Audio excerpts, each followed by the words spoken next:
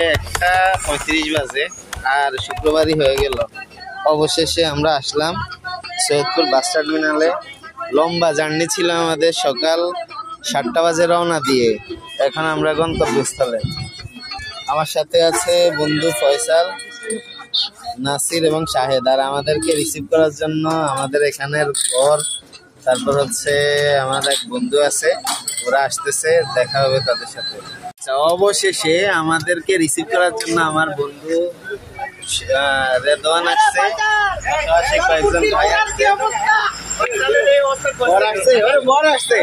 এই যে আমাদের বর, এর বিয়ের উদ্দেশ্যে আসলে আমাদের এখানে আসা।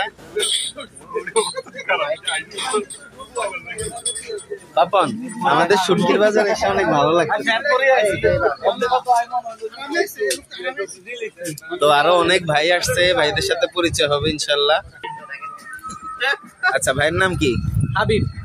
এই হাবিব ভাই, হাবিব ভাই চেনা চেনা লাগে। হাবিব ভাই চেনা চেনা লাগবে আমরা। ঠিক আছে। বৃষ্টির মধ্যে হালকা ভিজে ভিজে আমরা মোটরসাইকেলে বাইক করছি। কার এক বড় ভাই নিয়ে আসছিল, কারের মধ্যে একজনকে লিফট নিয়ে আসছি। আবার ওই ভাই মোটরসাইকেল করে আমাদেরকে নীলফামারী নিয়ে আসছে। তান ভাইকে অসংখ্য ধন্যবাদ, সে আমাদের অনেক উপকার করেছে, আমরা খুব এনজয় করেছি। আসলে যে অবস্থা হয়েছিল, একটা গাড়িও পাইতেছিলাম না, মানে সে অবস্থা আসলে। আর রয়েছে আমরা আমাদের যে বর মিস্টার পাপন চৌধুরী, কই পাপন চৌধুরী তো মনে হয় নাই না, মিস করতেছে। আজকে তার জীবন, বিবাহিত জীবনের আজকের সর্বশেষ সিঙ্গেল দিন। তো আসলে মূলত আসছি, ভাইয়েরা আমাদের খুব বন্ধু সুলভভাবে সাদরে গ্রহণ করছে, খুবই ভালো লাগতেছে। আসলে 7টা বাজে বের হয়ে সারাটা দিন, মানে 24 ঘন্টার মধ্যে প্রায় 18 ঘন্টার মতো মানে জার্নির মধ্যে গেছে আমাদের। তো হয়েছে মোটামুটি, ক্লান্তি আছে, ঘুমাইতে হবে, প্রচুর ঘুমাইতে হবে।